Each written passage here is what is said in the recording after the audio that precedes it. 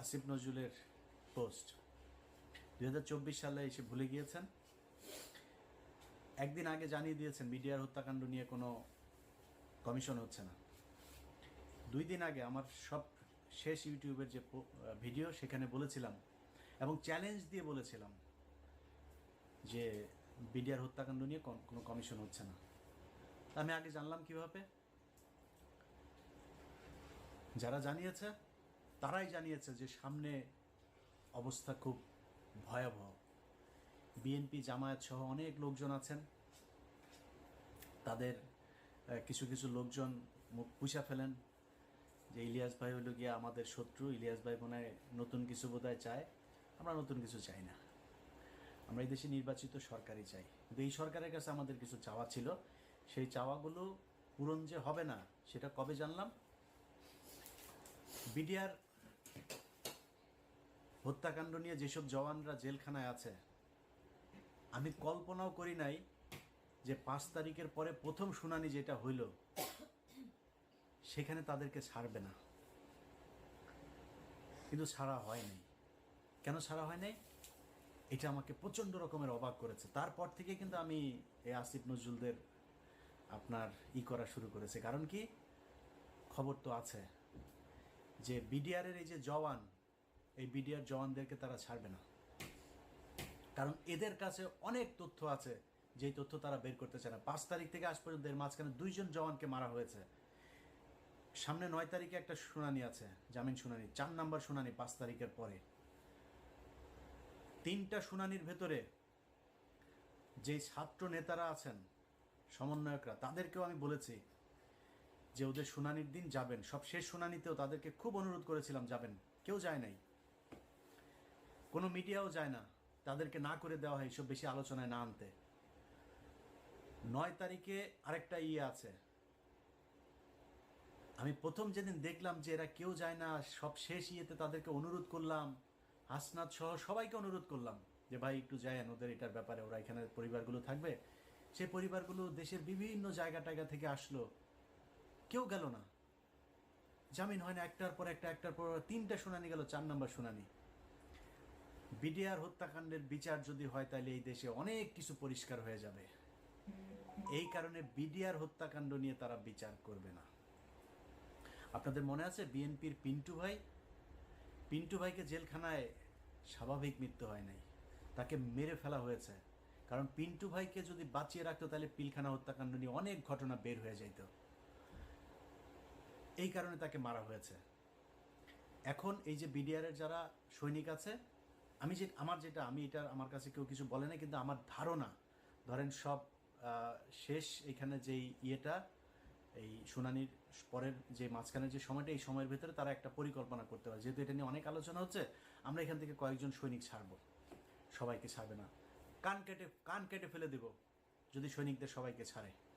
আরেকটা চ্যালেঞ্জ নিলাম, যান, ভিডিও রেখে দিলাম, তো এই ভিডিওটা রেখে দেন। জানুয়ারি 9 তারিখের পরে তারপরে এটা নিয়ে আপনারা চ্যালেঞ্জ আমার এটা গ্রহণ করবেন। তো এদেরকে ছাড়া হবে না। প্রথম ঘটনার পর থেকে বুঝলাম যে না, আমরা তো আসলে বিজয় উদযাপন করলাম, এত নাচাগানা করলাম, এই সরকার তো আসলে আমাদের সরকার না।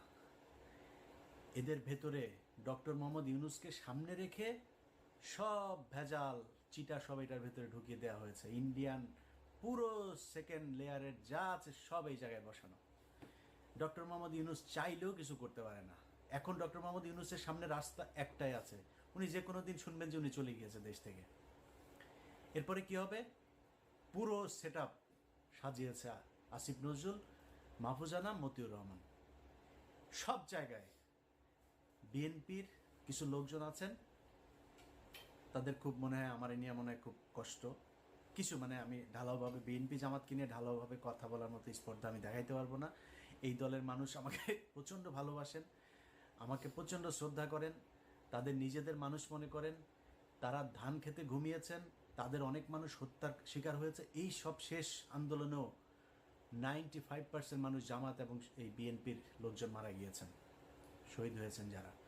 অতএব আমরা এদের ব্যাপারে কথা বলতে গেলে রেসপেক্ট করে কথা বলতে হবে। আমার ব্যাপারে কথা বলতে গেলেও একটু রেসপেক্ট দেখায় কথা বলতে হবে। যে জামাতের একটা গতকালকে একটা প্রতিবাদ জানিয়েছে আমার একটা বক্তব্যে। সেই বক্তব্য হচ্ছে, আমি বলেছি জামাতের যে নায়েবে আমির আছেন ওই যে তাহের সাহেব, এই তাহের হচ্ছে রয়্যাল লোক। এটা বলার পরে তারা বিবৃতি প্রতিবাদ জানিয়েছে আমার এই বক্তব্যের। আমি এটাকে খুব পজিটিভলি নিয়েছি, কারণ জামাত একটা সংগঠন, তাদের সাংগঠনিক একটা পদক্ষেপ থাকবে, এটা কোনো ব্যাপার না। আমি ওনাদের ওই ফেসবুক পেজেও জামাত ইসলামের যে পেজ আছে সেখানে গিয়ে জামাতের লোকজনেরও বক্তব্য দেখেছি, কমেন্ট দেখেছি, আমার কাছে খারাপ লাগে নাই। ওনারা মানে খুবই বন্ধুসুলভ আচরণ করেছেন। তবে জামাতের কাছে আমার অনুরোধ থাকবে, যে অভিযোগটা আমি শুনেছি এটা তো আমার নিজের বানানো না, এটা আপনাদের ভেতর থেকে আমাকে জানিয়েছে। তার বাড়িতে নইমুল ইসলাম খান, তার বাড়িতে ছিল নাইমুল ইসলাম খান, তার বাড়িতে ছিল, এবং আবু তাহের সাহেব তাকে পালাতে সহযোগিতা করেছেন। এই ছাড়াও জামাতের আরও অনেকজনের ব্যাপারে এই বিষয় আছে। শামা ওবায়েদ বিএনপির সব তথ্য ভারতে পাচার করে। শামা ওবায়েদের সাথে এখনও শেখ হাসিনার কথা হয়।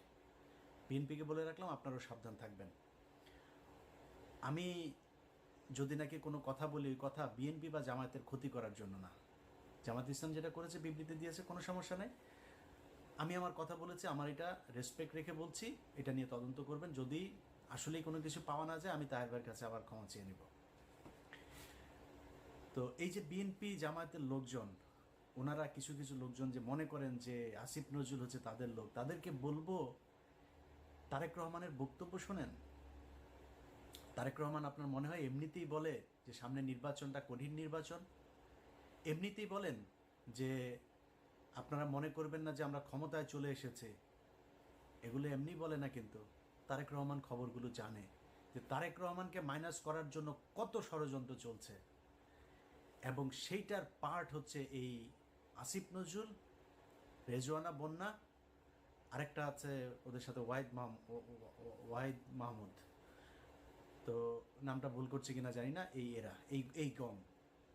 এই গং গত সপ্তাহে এই ডক্টর মোহাম্মদ ইউনুস তিনি বলেছেন যে 25-এর মাঝামাঝি বা শেষের দিকে আমরা একটা নির্বাচনের দিকে করি। তিনারা যাবেন না, তিনাদের কথা 26-এর শেষে গিয়ে আমরা করব, চিন্তা করব। এর মাঝখানে সেট শেষ হয়ে যাবে, সব শেষ। বিএনপির ভাইদেরকে বলতে চাই, সব শেষ।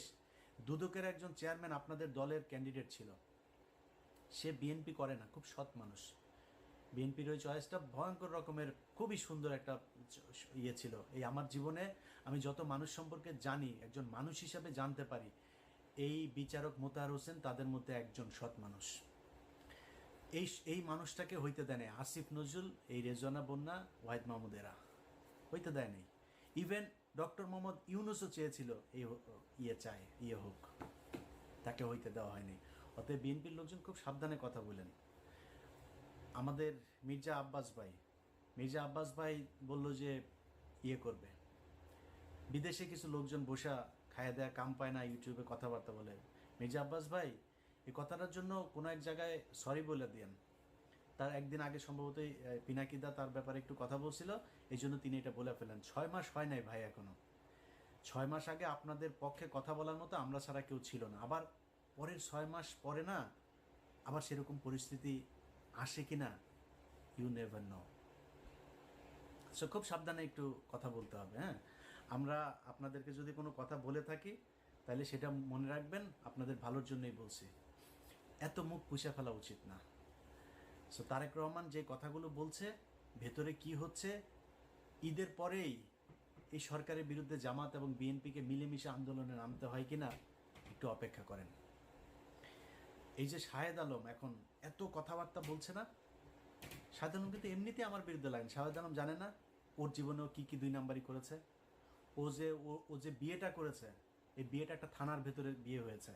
আশুলিয়াতে 2 জন এই গাড়ির ভেতরে করছিল, ওইখান থেকে পাবলিক ধরে আপনার একটু টানা হেঁচড়া করলো, এরপরে পুলিশ আসলো, এসে তারপর ধরে নিয়ে গেলো, পাবলিকগুলো ওর বিয়ে করাইতে হবে। এবং ওই একই সময় তার আরেকজনের সাথে সম্পর্ক ছিল, তার সাথে তার বিয়ে হওয়ার কথা, বিয়ের কথাবার্তাও চলছিল পারিবারিকভাবে। এই মেয়ে যখন ওই মেয়ে যখন শুনে টুনে তারপরে আসার পরে এই মূল্য বললো যে আমাকে বিয়ে করতে হবে। এই পাবলিক পুলিশ মিলে এর সাথে বিয়ে দিয়ে দিয়েছে। চ্যালেঞ্জ করেন, ওরা চ্যালেঞ্জ করেন, আমি থানার নাম